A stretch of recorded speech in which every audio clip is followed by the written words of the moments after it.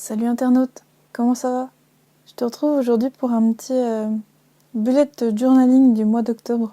Tu vas voir, il est tout simple. En plus, je reprends les mêmes couleurs et le même design que le mois de septembre parce que j'aime bien. Je sais pas si t'as commencé le bullet journaling depuis longtemps, mais des fois, avoir quelque chose de simple, efficace à mettre en place toutes les semaines, c'est pas plus mal. Du coup, je vais te montrer celui que j'aime bien reproduire depuis plusieurs mois dans mon bullet journal. Pour commencer, je commence à placer les jours de la semaine.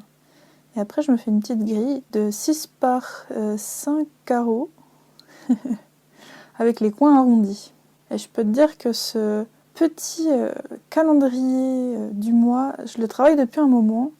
Et au début, il ressemblait vraiment à rien quand je vois mes premiers essais. Et maintenant, ça n'a rien à voir. J'en suis assez contente et du coup c'est pour ça que je te le filme aujourd'hui.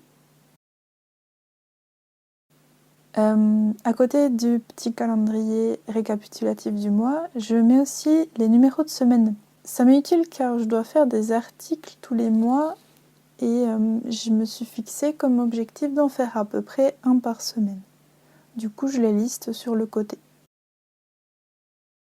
Et pour décorer ce calendrier du mois d'octobre, j'ai une planche stickers parfaite qui a été créée par Kali ou Magicali, ça dépend sous quel nom tu connais cet artiste. Et d'ailleurs, tu retrouveras aussi les stickers de Tuconi Tribe un petit peu plus tard dans la vidéo. Je te mettrai aussi un lien. J'adore ce que font ces deux artistes. En tout cas, le thème était parfait pour le mois d'Halloween.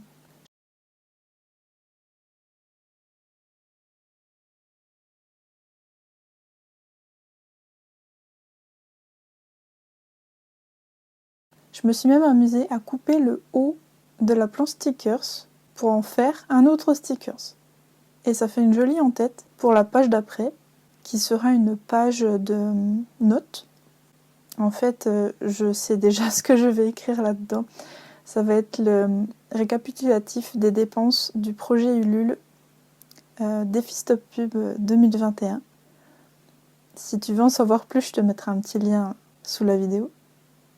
Mais en gros, je pense que je vais mettre toutes les dépenses liées au projet sur cette page. Au tout début, quand j'ai commencé le bullet journal, j'utilisais seulement le calendrier récapitulatif avec des petites cases. Et après, j'ai essayé justement de faire des objectifs quotidiens, donc de détailler un petit peu plus ma semaine. Et je dois avouer qu'en fait, j'ai gagné en productivité. Du coup, au lieu d'avoir un sujet à traiter dans la journée, un thème global, et après je me faisais plein de petites tâches annexes que j'avais sur des post-it. Maintenant, j'essaie de me fixer des objectifs quotidiens un petit peu plus détaillés. Je suis encore dans une phase d'expérimentation par rapport à ça, mais globalement, ça marche bien. J'arrive à faire un petit peu plus de choses que j'aurais peut-être délaissées si je me contentais de faire des to-do list. Du coup, je t'en reparlerai certainement dans d'autres vidéos. En tout cas, c'est plutôt pas mal comme approche pour l'instant. Je pense que je vais continuer encore à explorer. Page d'à côté, je me fais une page semaine avec des objectifs hebdomadaires que je viendrai compléter plus tard.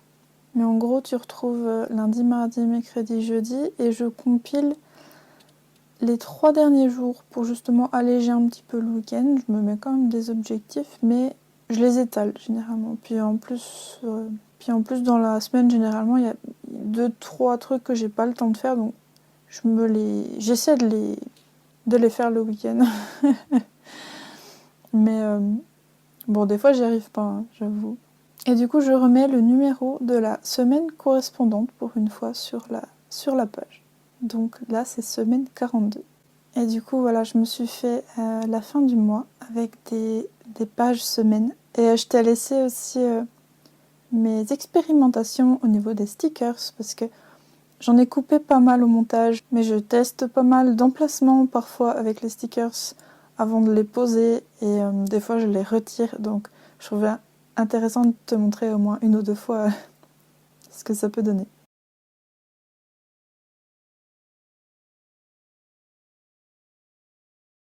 Du coup, je te remontre toutes les dernières pages de mon carnet, depuis le calendrier du mois de septembre jusqu'à la fin du mois d'octobre. Sachant que je me suis amusée aussi à espacer un petit peu ces semaines et à mettre plus d'emplacements pour prendre des notes, en me disant que peut-être ça me donnerait un peu plus de respiration. Car avant, mes semaines se succédaient à l'infini et finalement, à bien y penser, je crois que c'est un petit peu oppressant. Voilà, c'est la fin de la vidéo, j'espère que ça t'a plu. Si tu as Instagram, tu peux me retrouver sous le nom de Ponchounette et j'ai aussi commencé à partager mon aventure de bullet journal sur un site qui s'appelle bujoli.fr dans lequel tu retrouveras aussi des défis créatifs. N'hésite pas à me faire un petit coucou en commentaire et à bientôt!